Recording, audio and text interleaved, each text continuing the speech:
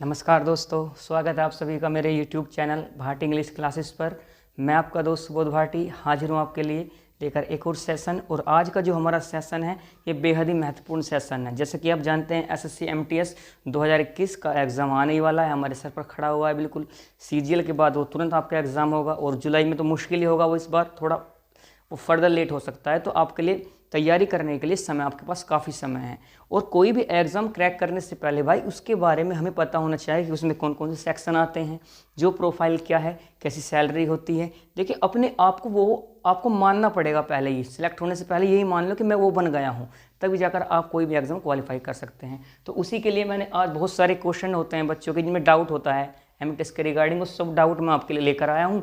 इस वीडियो के अंदर सब डाउट क्या हो जाएंगे, आपके कंप्लीट हो जाएंगे। तो आज हमारा जो टॉपिक है वो टॉपिक हमारा क्या है, SSC MTS जॉब प्रोफाइल। तो जॉब कैसी प्रोफाइल क्या है इसके बारे में हम डिटेल में डिस्कस करेंगे। देखिए SSC का मतलब होता है स्टाफ सिलेक्शन कमीशन। एक कमीशन है जो स्टाफ का क्या करता है, सिलेक्शन करता है।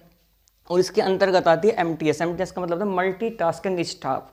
मल्टीटास्किंग माने होता है कार्य जो बहुत सारे कामों को करे एक से अधिक, उसे मल्टीटास्किंग स्टाफ बोलते हैं। उसका जो सिलेक्शन करने वाली होती है SSC, तो ये इसका फुल फॉर्म होती है भाई। इसकी क्या जो प्रोफाइल होती है उसके बारे में हम बात करते हैं। तो भैया बहुत सारे क्वेश्चन हमारे माइंड में आते हैं, उन सभी क्वेश्चन पर बारी बारी से बात करेंगे। सबसे पहला क्वेश्चन आता है MTS पोस्ट क्या है।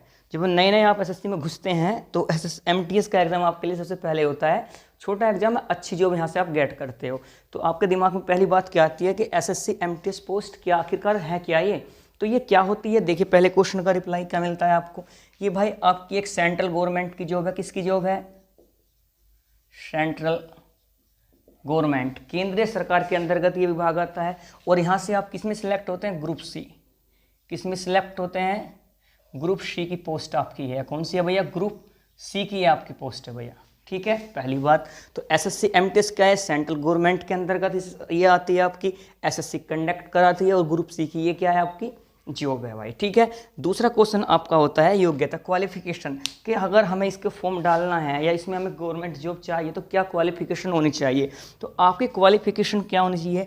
तो इसमें बड़ी खुशखबरी की बात यह है कि सिर्फ आप कितने पास होने चाहिए? आप 10th पास होने चाहिए सिर्फ। ठीक है, 10th स्टैंडर्ड अगर आपने क्लियर किया हुआ है तो आप इस एग्ज़ाम को दे सकते हैं। सिर्फ 10th पास आप होने चाहिए। उसके बाद अब बात आती है उम्र की, किसकी? एज की। तो एज के लिए थोड़ा ध्यान रखना पड़ेगा। एज आपकी जो मिनिमम एज है, मिनिमम एज का जो क्राइटेरिया है वो आपका रखा गया है 18 ईयर्स। कितना है भैया? 18 ईयर्स, 18 वर्ष आपकी उम्र होनी चाहिए। कितनी होनी चाहिए? 18 वो साल, कम से कम एज इतनी होनी चाहिए। और मैक्सिमम के लिए भैया यहाँ पर एज ग्रुप रखा गया है। क्या एज ग्रुप रखा गया है? 18 to 25 पहला ग्रुप। और दूसरा ग्रुप जो रखा गया है वो रखा है 18 to 27। अब इन दोनों में क्या डिफरेंस है? इन दोनों में डिफरेंस ये है भाई, 18 से 25 साल के जो होते हैं, एक तो ये ग्रुप हुआ जो 18 से 25 साल की उम्र के होते हैं। कुछ बच्चे ऐसे होते हैं जो 18 से 27 के बीच में होते हैं, और ये आपके ज़्यादा होते हैं, ये वाले 18 से 27 वाले।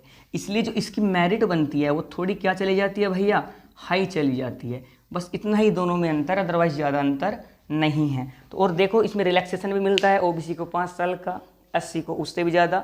तो रिलैक्सेशन भी इसमें है। 30 ईयर्स तक OBC वाले भर सकते हैं, 27 ईयर तक जनरल वाले भर सकते हैं, और SC ST में इससे भी ऊपर आप भर सकते हैं। कोई प्रॉब्लम वाली बात नहीं है, आरक्षण यहाँ पर लागू है आपका। ठीक है, तो ये आपका हुआ एज क्राइटेरिया। अब देखते हैं सिलेक्शन प्रोसेस। देखिए सिलेक्शन प्रोसेस बहुत इंपॉर्टेंट है। अगर मैं सिलेक्शन प्रोसेस की बात करता हूँ, आपके यहाँ पर 2 एग्ज़ाम कंडक्ट होते हैं आपके। एक को टायर फर्स्ट के नाम से जाना जाता है, एक टायर सेकंड के नाम से जाना जाता है। टायर फर्स्ट में क्या होता है आपका? देखिए जो आपका टायर फर्स्ट है,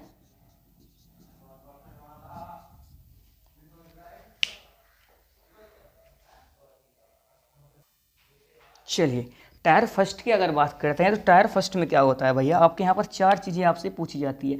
टायर फर्स्ट में आपके 100 क्वेश्चन होते हैं। कितने क्वेश्चंस होते हैं? 100 क्वेश्चन होते हैं। और आपके जो मैक्सिमम मार्क होते हैं वो भी कितने होते हैं? 100 मार्क्स होते हैं। इसका मतलब यह का हुआ कि एक क्वेश्चन कितने नंबर का है? 1 मार्क्स का यहाँ पर होता है। ठीक है भैया, नेगेटिव मार्किंग की अगर बात करते हैं, नेगेटिव मार्किंग यहाँ पर काम करती है। कितनी होती है? 1/4 की होती है।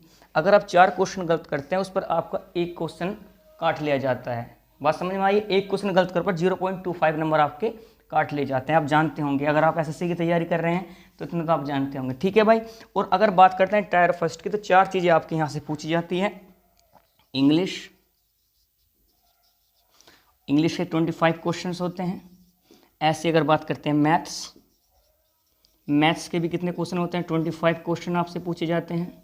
बात करते हैं आपके जीएस के भी 25 क्वेश्चंस आपसे पूछे जाते हैं। और रीजनिंग के 25 क्वेश्चंस पूछे जाते हैं। और कैसे इनकी तैयारी करनी है, मैंने उसके ऊपर वीडियो डाल रखी है, आप वहाँ से जाकर देख लेना कि कहाँ से किस बुक से आपको इसकी तैयारी करनी है, आप आराम से तैयारी कर लेंगे। तो ये क्राइटेरिया टायर फर्स्ट का होता है। और सबसे इंपॉर्टेंट बात एमटीएस की ये है भाई कि आपका इस प्रोसेस बड़ा हल्का है। इसमें एक तो क्वेश्चन पेपर हल्का आता है, दूसरा आपको टाइम जो मिलता है वो टाइम आपको बाकी सब एग्जाम से ज़्यादा मिलता है, 90 मिनट का। 90 मिनट में आपको 100 क्वेश्चन करने होते हैं, इसलिए एसएससी एमटीएस आपके लिए सबसे आसान जॉब है अगर आप चाहते हैं एसएससी में इजीली कोई सिलेक्शन लेना। दूसरा आपका एग्ज़ाम होता है टायर फर्स्ट के बाद, जब आप टायर फर्स्ट कर लेते हैं टायर सेकंड।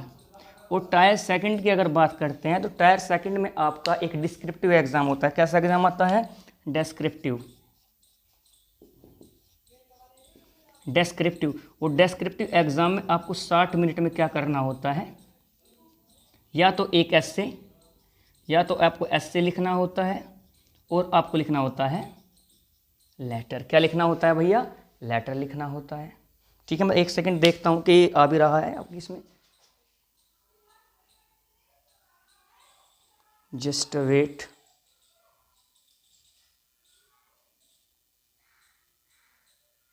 चलिए, आपको दिख गया होगा, आगे बढ़ते हैं। ये तो हुआ आपका टायर इसकी चयन प्रक्रिया के बाद सिलेक्शन की प्रोसेस, कैसे कैसे आपको सिलेक्शन होता है टायर फर्स्ट टायर 2। आगे बढ़ते हैं, अब देखते हैं भैया मेरिट लिस्ट की बात करते हैं। देखिए मेरिट लिस्ट जो आपकी फाइनल मेरिट लगती है वो किसके बेस्ड पर लगती है? आपका जो टायर 2 का एग्जाम है ये सिर्फ डेस्क्रिप्टिव क्वालिफाई एग्जाम नेचर का होता है, इसके मार्क्स ऐड नहीं होते। तो आपका जो सारा प्रोसेस होता है वो सारा खेल आपका मेरिट के आपके टायर फर्स्ट के ऊपर आधारित है। टायर फर्स्ट के जो आपके मार्क्स होते हैं 100, इसी पर आधा बेस्ड है आपकी फाइनल मेरिट, इसी के बेस पर आपकी फाइनल मेरिट जाती है भैया। तो आपको ध्यान रखना है, तो अगर आप 80 मार्क्स लेकर आते हो, अगर आप ओबीसी से हैं या SC ST से हैं और आप 80 मार्क्स ला रहे हैं तो बिल्कुल आप सेफ जोन में चले जाते हैं, क्योंकि आपको नॉर्मलाइजेशन भी मिलता है वहाँ पर। इससे कम में भी आपको सिलेक्शन हो सकता है, बट फिर प्रॉब्लम ये होती है कि आप पता नहीं क्या हो जाएं। एक पोस्ट प्रेफरेंस यहाँ पर डाली जाती है, जिस स्टेट में आप जॉब करना चाहते हैं उसे पहले नंबर पर डालें, और सारे आप स्टेट डालने चाहिए आपको। क्योंकि क्या होता है, कभी कभी मान लिया कि बिहार की मेरिट 90 पे चली गई, तो अगर आप बिहार डाल रखा है अपने पोस्ट प्रेफरेंस में तो आपको वहाँ पर, और आपके नंबर 87 है तो आपको वहाँ नहीं मिलेगी, तो किसी और स्टेट में जिसमें कम गई होगी, महाराष्ट्र 85, तो वहाँ पे आपको जॉब मिल जाएगी। तो ठीक है, सारे पोस्ट प्रेफरेंस जब आप डालते हैं सारे स्टेट उसमें डालना चाहिए आपको। ठीक है भाई, तो ये तो हुआ आपके मेरिट लिस्ट के बारे में। तो 80 मार्क्स पर आप कहीं ना कहीं क्या हो जाएंगे, बिल्कुल सेफ जोन में चले जाते हो। एसएससी की अगर एमटीएस की बात करता हूँ, उसके बाद आते हैं जॉब में क्या करना पड़ता है। देखिए, जब फाइनली आप क्या कर लेते हो, यहाँ पर जॉब ले लेते हैं, तो उसके बाद क्या क्या करना पड़ता है देखते हैं। जॉब प्रोफाइल में क्या करना पड़ता है, देखिए भैया यहाँ पर आपके लिए बहुत सारे काम हो सकते हैं। एक तो आपको क्या करना पड़ता है भैया, फैक्स वगैरह, ठीक है। एक आपका हो गया तुम्हारा फ़ोन, अभी बताऊँगा इनके बारे में, फाइल, ठीक है। ये देखो भैया, फ़ोन की फाइल, फैक्स की बात करते हैं। फैक्स ये आप कह सकते हैं ईमेल वगैरह करना हो, ठीक है। एक डिपार्टमेंट से दूसरे डिपार्टमेंट में आपको फैक्स करने पड़ते हैं, लेटर वगैरह, तो ये काम आपका यहाँ पर होता है जनरली। ईमेल करने के लिए ये काम आपका होता है। एक डिपार्टमेंट से फ़ोन आता है, फ़ोन वगैरह सुनने का काम भी किसका होता है, आप लोगों का होता है। और सबसे जो मोस्ट इम्पोर्टेंट काम आपका होता है इसमें एसएससी एमटीएस में, वो है फाइल का। जो आपके सीनियर ऑफिसर होते हैं उनकी फ़ाइल का रख रखाव, जो भी सारा काम डाटा को आपको देखना है, वो सब काम आपका होता है। और एक भ्रम जो आप में फैलाया जाता है कि एमटीएस में क्या करना पड़ता है आपको, झाड़ू पोछा, साफ सफाई, ये आपके भ्रम फैला रखे हैं लोगों ने। ये काम भाई आपको नहीं करना पड़ता है। ये एसएससी ग्रुप सी की जॉब है, इसमें आपको झाड़ू पोछा साफ सफाई का काम आपका नहीं है। ये आपके काम है जो ऊपर लिखे हुए हैं। लोग आप में भ्रम फैलाते हैं, उसके लिए एसएससी अलग से चीज़ें हायर करती हैं उन्हें, ठीक है। साफ सफाई के लिए आपसे साफ सफाई नहीं कराएंगे वो, ठीक है। तो ये जिसने भी आपको बताया वो बिल्कुल गलत बात है, ऐसा कुछ भी वहाँ पर नहीं होता है, ठीक है, चलिए आगे बढ़ते हैं। वेतन की बात करते हैं, तो वेतन अगर मैं इसका बात करता हूँ, वेतन इसका भैया हमारा कौन सा पे कमीशन चल रहा है 7, और लेवल फर्स्ट की आपकी जॉब है, लेवल फर्स्ट की। तो आपका जो बनता है क्या भैया, ग्रेड पे कितना बनता है आपका, जीपी जो आपका बनता है वो बनता है 1800 ग्रेड पे की है आपकी नौकरी है। ठीक है, अगर आप अच्छी सिटी में आपका होता है, मान लिया दिल्ली में आपको जॉब मिलती है, तो दिल्ली में करीबन आपकी जो सैलरी होगी वो होगी 27,000 to 28,000 के अराउंड। ठीक है, और मान लिया बिहार में आपकी नौकरी है या आप किसी छोटे स्टेट में है, तो आपको वहाँ कम 23,000 22,000 आपकी सैलरी होगी। बट बैलेंस इसलिए हो जाता है क्योंकि दिल्ली महंगा शहर है, तो वहाँ आपको उतने ही पैसे बचते हैं। ठीक है भाई, तो इतने करीब इसकी 25,000 के करीब आप मान सकते हैं इसकी सैलरी होती है। बात करते हैं वर्कलोड की। देखिए, वर्कलोड के मामले में ये आपका बेस्ट कमीशन एमटीएस, क्योंकि अगर मैं कंपेयर करता हूँ एलडीसी से, किससे कंपेयर करता हूँ, एलडीसी से, तो एलडीसी जो आपका सीएचएल से बनते हैं उसके कंपेरेटिवली आपका जो एमटीएस है उसका वर्कलोड बहुत कम है, वेरी लेस कंपेरेटिवली एलडीएस के मुकाबले। ये क्या है, आपका एमटीएस में बहुत कम लोड आप पर होता है, और फर्दर किसी भी एग्जाम की तैयारी कर सकते हैं इजीली। ये वर्कलोड की बात की। प्रमोशन की बात करते हैं, तो भैया प्रमोशन के लिए यहाँ पर डिपार्टमेंटल एग्जाम होते हैं। कैसे एग्जाम होते हैं, डिपार्टमेंटल एग्जाम, डिपार्टमेंटल एग्जाम्स होते हैं। अगर आप 3 साल सर्विस कर दिया आपने, अगर 3 साल आप सर्विस करते हुए हो गए हैं आपको, तो आप डिपार्टमेंटल एग्ज़ाम देते हैं। डिपार्टमेंटल एग्ज़ाम से आपका प्रमोशन एलडीसी, अगर आप क्वालीफाई करते हैं एलडीसी बन जाते हैं। इसके बाद आप यूडीसी बन सकते हैं। ठीक है, उसके बाद डीसी आपके लोअर डिजिटल क्लर्क, फिर आपका अपर डिजिटल क्लर्क, उसके बाद डीसी डिजिटल क्लर्क बन जाते हैं वहाँ। तो ऐसे ही आपके प्रमोशन होते चले जाते हैं। उसके लिए 3 साल की सर्विस करना ज़रूरी है भाई। तो ये सब चीज़ें, ये सब क्वेश्चंस बच्चों के माइंड में होते हैं। मैंने खोल कर सब चीज़ों को आपके सामने रख दिया है। क्या आपको पोस्ट होती है, क्या योग्यता होती, क्वालिफिकेशन कितनी चाहिए, एज, सिलेक्शन प्रोसेस क्या है, मेरिट लिस्ट किसके आधार पर आपको सिलेक्शन मिलता है, जॉब में क्या करना पड़ता है, सैलरी, वर्कलोड, प्रमोशन वगैरह। और अब बात करते हैं कि इससे आपको एमटीएस में नौकरी लेने के बाद आपको क्या मतलब आपके लिए फ़ायदा हो सकता है। इसमें फ़ायदा ये है, वर्कलोड कम होता है, आप फर्दर सीजीएल की तैयारी कर सकते हैं। और मोस्टली बच्चे ऐसे ही करते हैं, सीजीएल वाले जितने भी बच्चे होते हैं वे एमटीएस की जॉब ले लेते हैं और फर्दर अपनी तैयारी करते रहते हैं, और वहीं से वो क्या कर लेते हैं, एसएससी सीजीएल में, इनकम टैक्स विभाग वगैरह में चले जाते हैं, कस्टम में। ठीक है, तो अच्छी एक आपकी एक आर्म चेयर जॉब है, अच्छी एक जॉब है।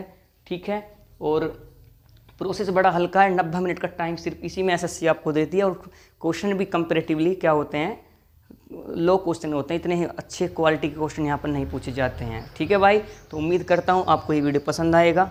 चैनल को लाइक शेयर सब्सक्राइब करें। और दूसरी तरफ आपसे बता दूं कि मेरा बेसिक्स इंग्लिश की सीरीज़ चली हुई है, जो आपके लिए एसएससी एमटीएस के लिए बेहद ही महत्वपूर्ण होगी, किसी भी लेवल के एग्जाम के लिए बेहद महत्वपूर्ण है।